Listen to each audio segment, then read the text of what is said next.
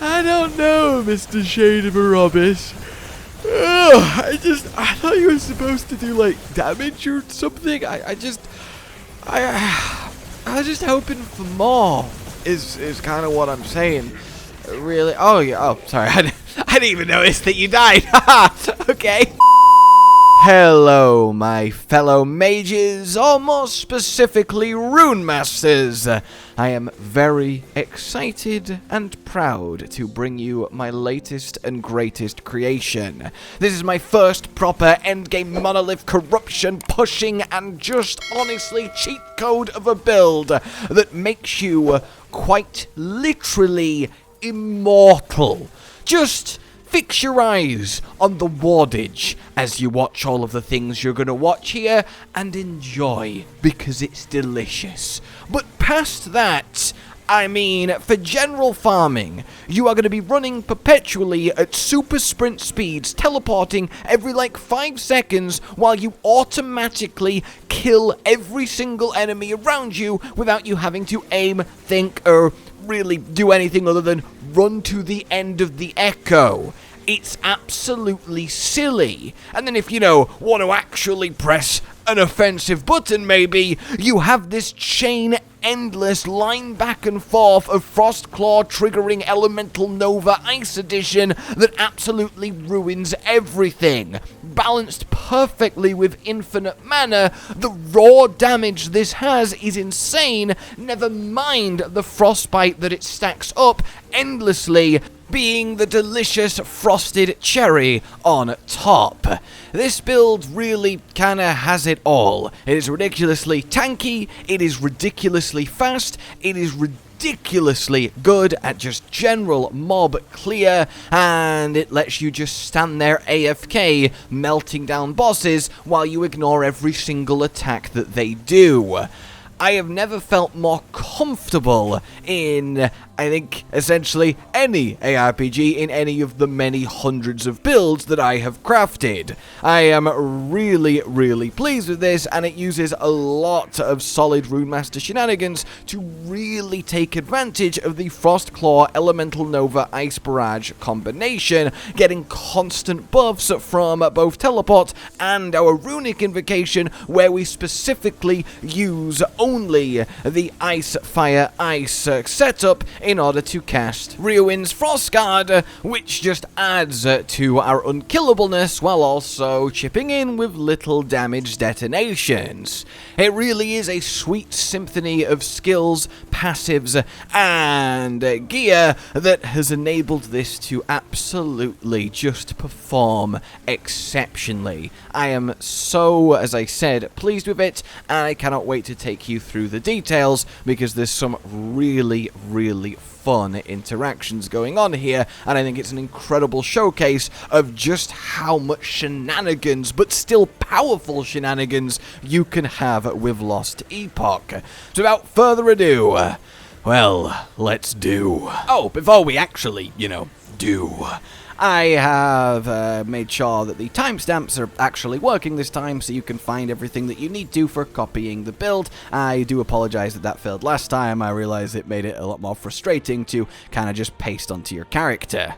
Passives up first, as you might expect, and in your base mage tree, you want 8 out of 8 in Elementalist for that 56% increased cold damage, and then we want 8 in Arcanist for primarily the 8 intelligence, but the free resist doesn't hurt either. Then for the last 4 points, we will just get a little bit of attack speed and the 3-point bonus as a minimum for the cooldown recovery on our teleport, as we will be teleporting a lot, and it's actually quite the linchpin of this build, both the speed that it clears and the buff that teleport provides, both in how it helps manage our mana and make us even more powerful. Then we can move on to Sorcerer next, as we want access to Ice Barrage, so we need 15 points here. Initially then, 5 out of 5 in Arcane Momentum for that cast speed. We want to spam out Frostclaws as fast as humanly possible, and then 6 out of 8 into Celerity for that 6-point bonus, so we're moving very quickly too. 2. Then for the last 4, just a little bit of Cryomancer for that cold damaged and freeze rate multiplier. The more freeze rate multiplier we have, the more immortal unkillable ward infinite this build is, so it's always nice to pick up.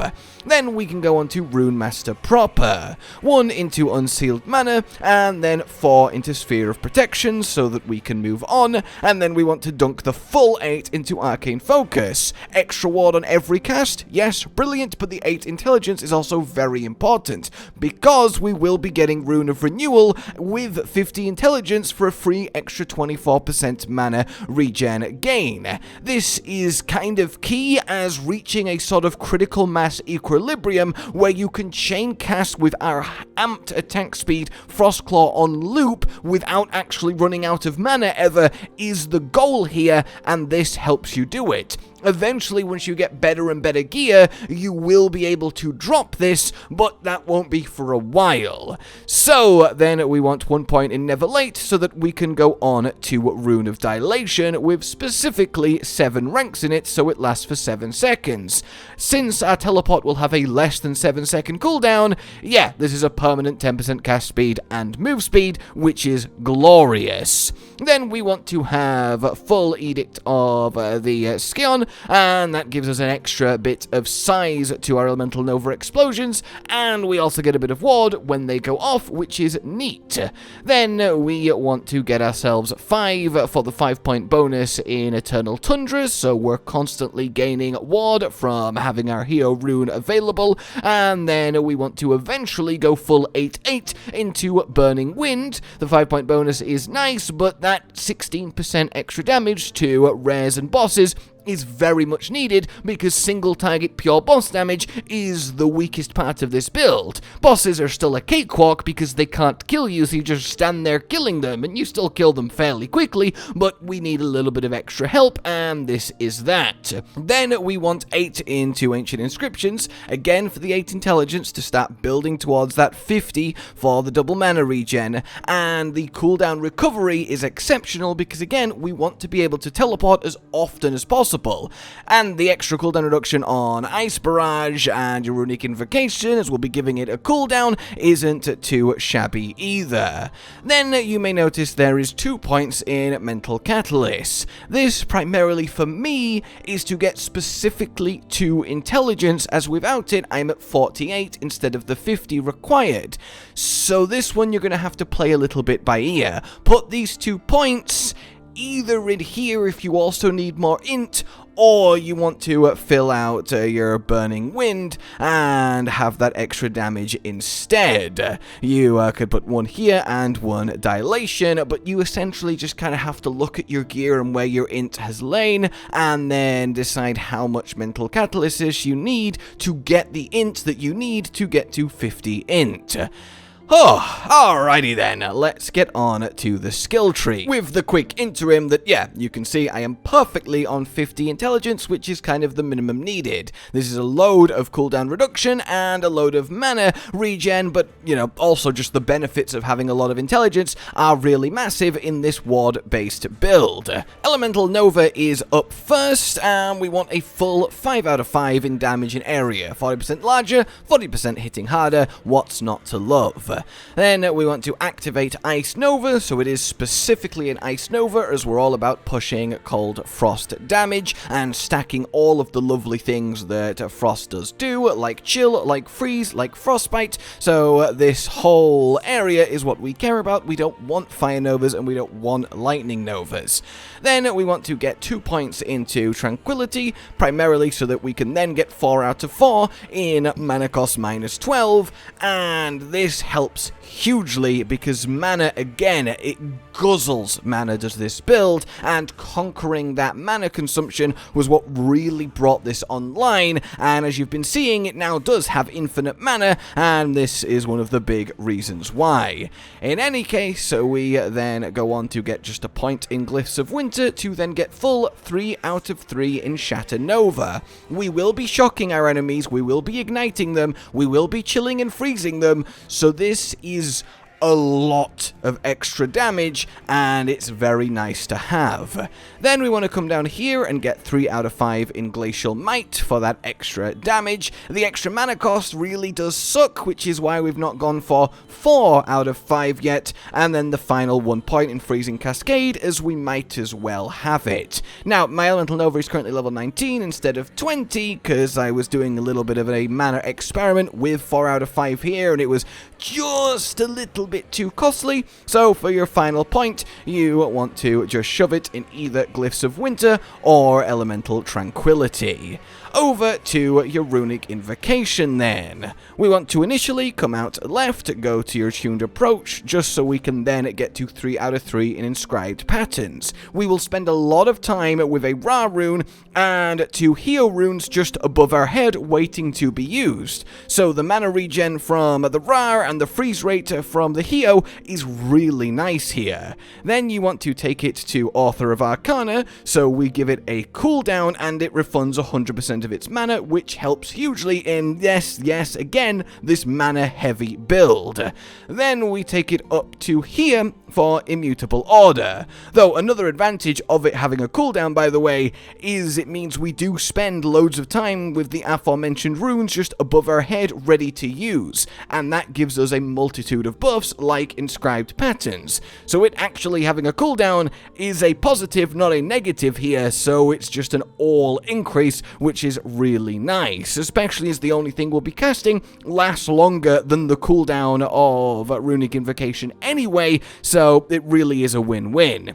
In any case, talking of the cooldown, we do want 4 out of 4 in Adept Runescribing, so it is just a little bit less, and then, as I said, your Immutable Order. This means that when you gain a rune, you gain the rune that is in your first skill slot. So for me, that is Ice Barrage, so Ice. Then when you next gain a rune, you get the second skill with an elemental type on your bars. So for me, that is Flame Ward, Fire. And then when you next gain a rune, you get the third rune type that is next on your bars, so that is Frostclaw. It skips Teleport and Runic Invocation as they don't have a element type inherently, so every time I cast Frostclaw, all I will get is Ice, Fire, Ice, Ice, Fire, Ice, and this means we don't have to think about invocations at all. It just gives us the one that we need perfectly, and we can press it whenever we're ready. It's really nice to have.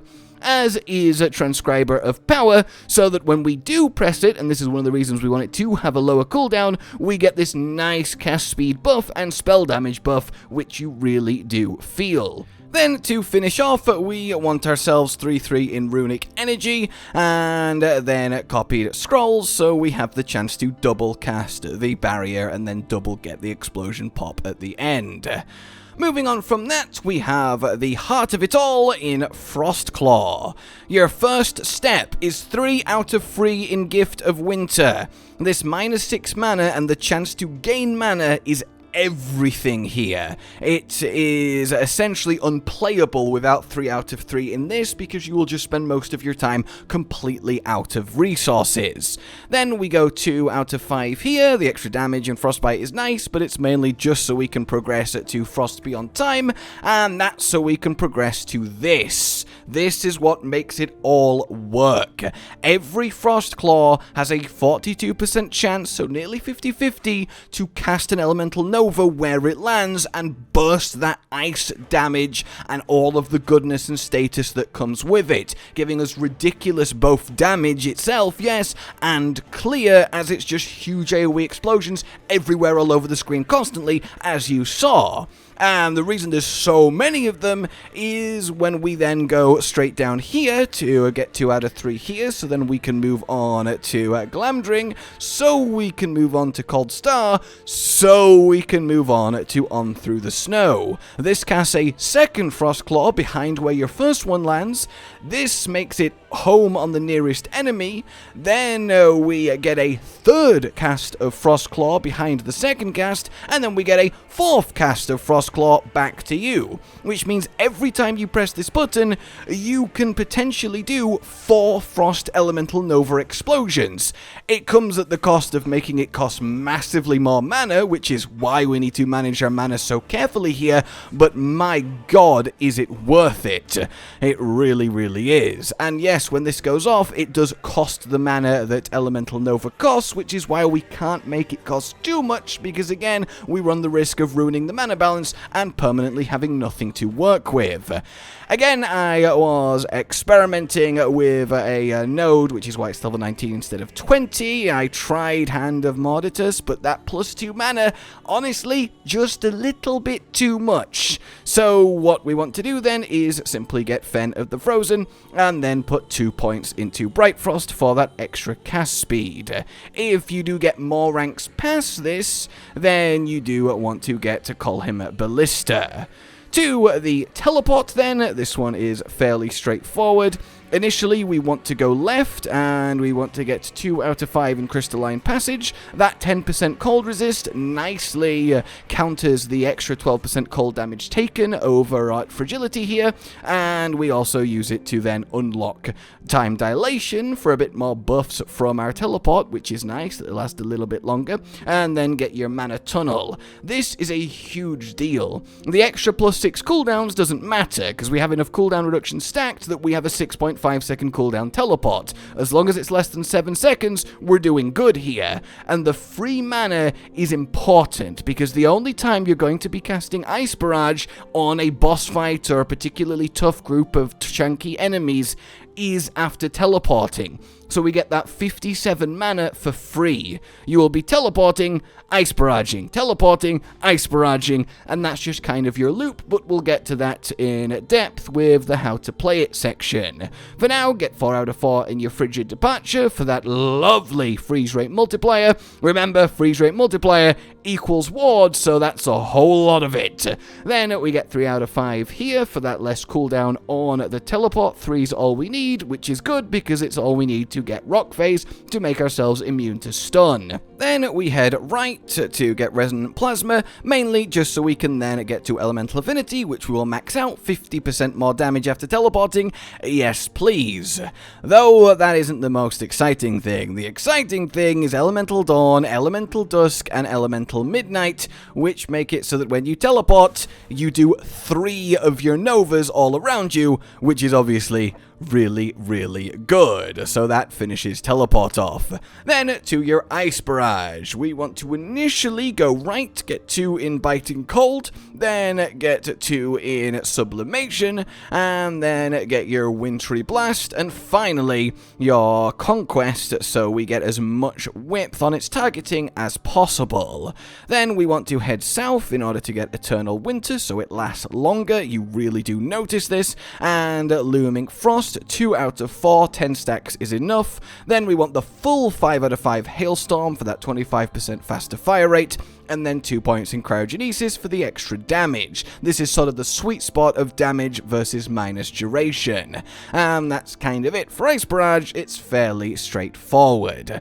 So, make sure then, as we go into how this all actually plays, you have on your bars, because of Immutable Order, Frost, Fire, Frost. No matter where they are in general, make sure it is Frost, Fire, Frost. That way, if I cast my invocation real quick, when we do Frostclaw, you can see we get the exact order that we want, and that order is for reowyn's Frostguard. This gives us loads of ward, basically. It also gives us more ward per intelligence, which is why we also want to get high intelligence on top of the mana regen and all the other benefits like the cooldown reduction. So this does a lot for us. Yes, the cooldown on Runic Invocation is about 8 seconds, which is about where it needs to be, as it lasts a fair while. It slowly ticks down, gives us ward. I mean, look at the ward just with this.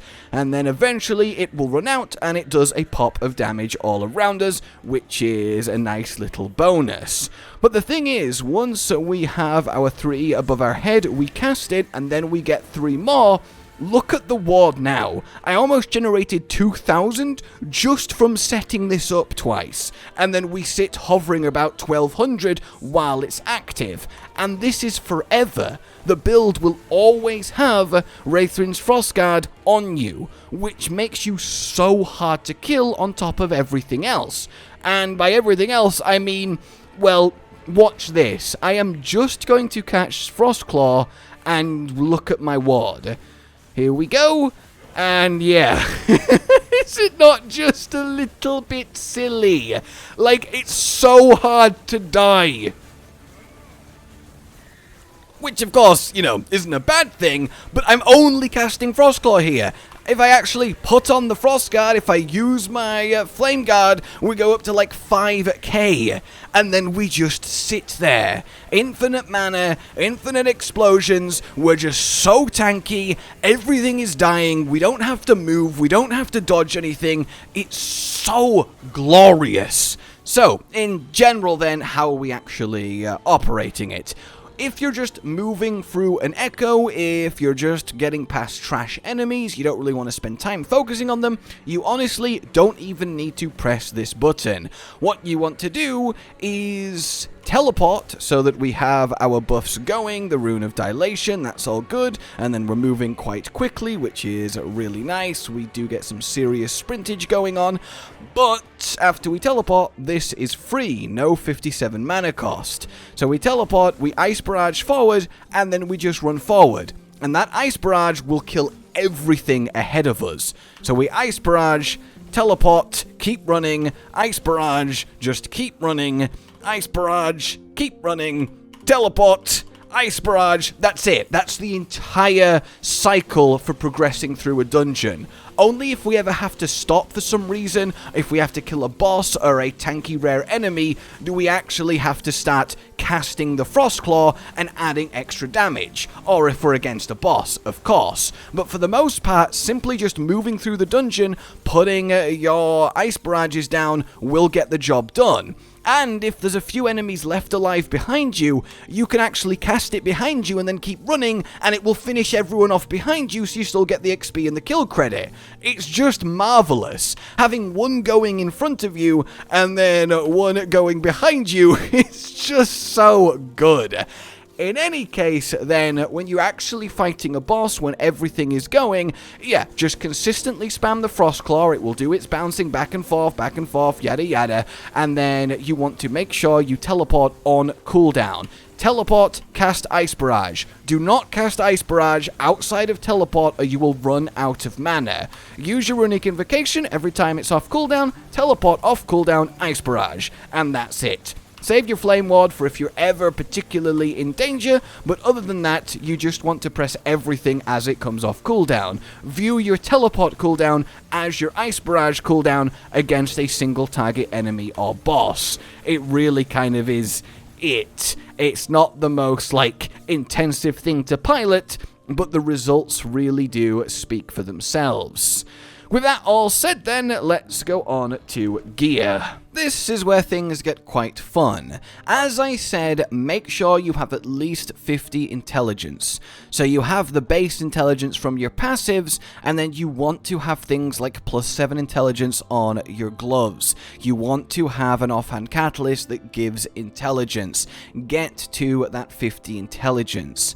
After that, a few things to point out. We have Stimid Fate from the Shade in your monoliths. This is really nice.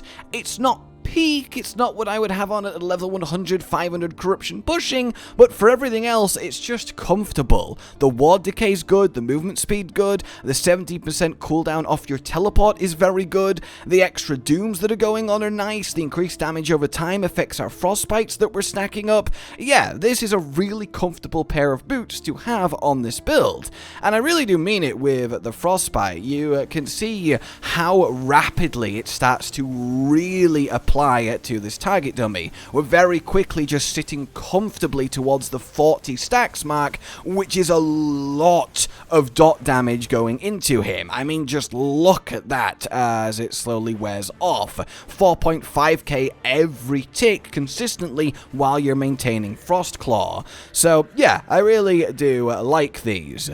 Then we have two specific rings. You want the Invoker's Scorching Grasp so that we have a chance to ignite, Acolyte, and the spellcast speed is nice too, as is the set bonus for even more spellcast speed, and the fire resistance isn't too shabby, and then its partner in crime, the Invoker's Static Touch, for shock on hit. Also, the mana and mana regen is very important.